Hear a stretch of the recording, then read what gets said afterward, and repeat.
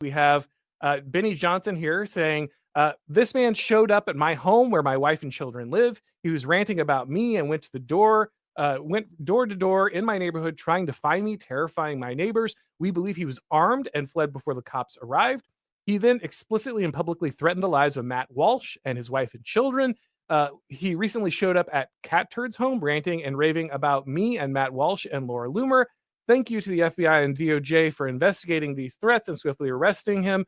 He was clearly spiraling in a dangerous way. So you can see here, this guy is going after a whole swath of conservative influencers. He's going after Matt Walsh. He's going after Benny Johnson. He's going after Cat Turd. He's going after all of these people. He's threatening their lives. He's showing up to their home. You see Matt Walsh confirming, yes, this guy made very graphic, violent threats against my children and my wife. I repost them here. Others have. We got a lot of threats, but this was different. It's getting bad out there. People are becoming completely unhinged. It will only get worse from here. Now, I want to cover a few things because when this happened to people like Nick Fuentes, people ended up saying, oh, well, he's a bad guy and his followers are crazy and that's why it happened. And feel however you want about Nick Fuentes, but that felt like the Alex Jones canary in the coal mine moment, right? You had a lot of people who said, well, Alex Jones is just beyond the pale. So anything that is done to censor him and shut him down, that's fine. That's okay. It's not part of a wider trend. It's just Alex Jones, right? It's just Alex Jones. Yeah, it doesn't matter if all big tech colluded simultaneously to push him off of all the platforms and debank him and all of these things. That doesn't matter. Ultimately, it's just going to be him and you'll be fine. A lot of people kind of had a similar thing going on with Fuentes. Now you have this scenario where this has moved into mainstream figures, right? You see mainstream commentators, someone looks at Benny Johnson, they look at Matt Walsh. A lot of people were shocked when someone killed Charlie Kirk. And they said, why would you kill Charlie Kirk? He's not that radical. He's very mainstream. And it's time for us to disabuse, it's time for us to disabuse everybody of this notion that it's going to be the extremists that they go after. Yeah, someone might go after Nick Fuentes, but at the end of the day, they're going to go after Charlie Kirks and they're going to go after the Matt Walshes and they're going to go after the Benny Johnsons. And you might say, well, I don't care. Cat Turd is too normie. These guys aren't radical enough for me. Who cares? They're probably just making it up for attention. No, they're not. And you know why? Couple of reasons. First, the left knows who these people are and they don't know who most of your radical favorites are. Okay, the truth is that most people are only going to go to the surface level on this stuff. They're not looking for Richard Spencer or Nick Fuentes or whoever. They're looking for the guy they see on TV that makes them angry. And for a lot of them, it's Charlie Kirk. There's another reason, though. Charlie Kirk was also effective. He's more effective than many people more radical. He was more effective than me. Charlie Kirk is effective because he reaches out and he can communicate with large crowds. Now, guys might change over time. I think Charlie Kirk was being impacted. I think, much to his credit, he was a guy who was growing and learning, and some of that did come from pressure from his right, but he's an honest enough guy to look at those positions and adopt those positions if he felt the argument was ultimately correct. I think you can see the same behavior in guys like Matt Walsh or Tim Pool. Tim will still tell you to this day that he's like just this kind of independent guy. He's not really conservative, that kind of thing. But let's be honest, at this point, Tim Pool is to the right of most mainstream Republican candidates. Like Tim Pool has more radically right-wing views, and he's not radical at all. But he has more right-wing views than, say, any given Republican congressman, right? Like Tim is definitely on the right, whether he would kind of admit that or not. But the point is that these guys are shifting our direction. Guys like Charlie, guys like Tim, guys like Matt. And I'm not saying, this is not me saying I'm so much smarter than or anything. I think these are just, to their credit, guys who were open to hearing good arguments and then heard arguments like that from guys like us and started to move those directions.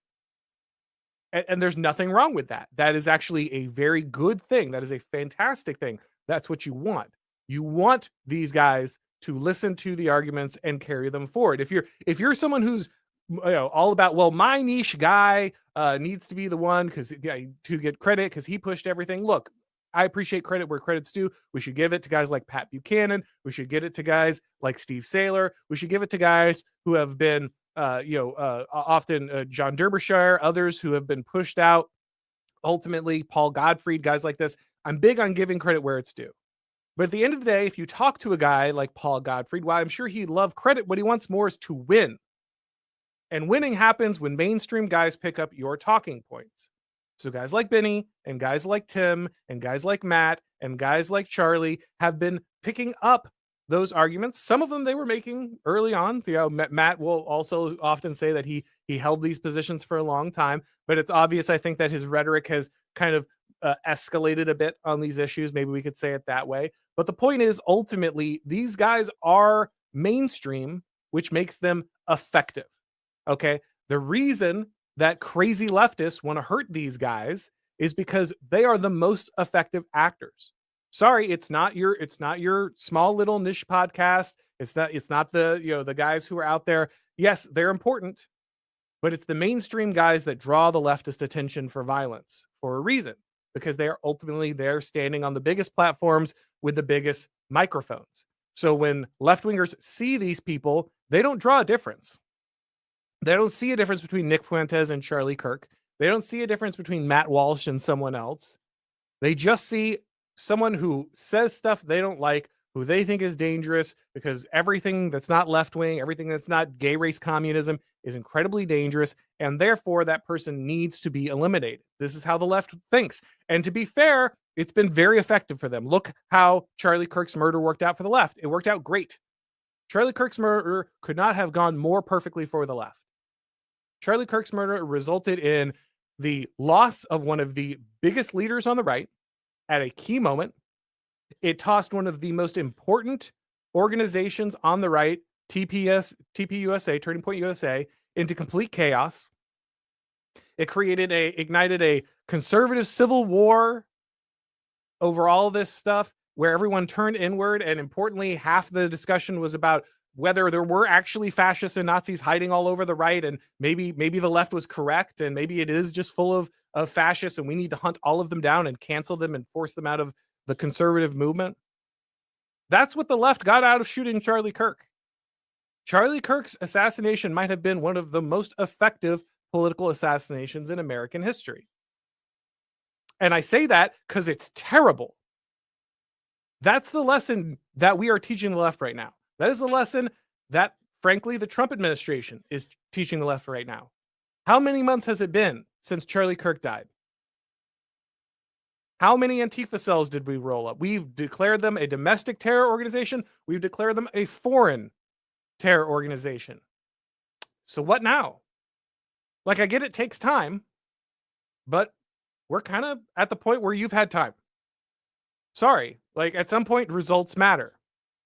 And the fact that no serious action was taken after the Trump assassination attempt, both of them, the fact that no real action was taken after Charlie Kirk's assassination, the fact that no real action was taken after Antifa started to raid ICE facilities, shoot at ICE agents, attempt to bomb ICE agents, the fact that the left has felt no real pain over any of these things is extremely concerning.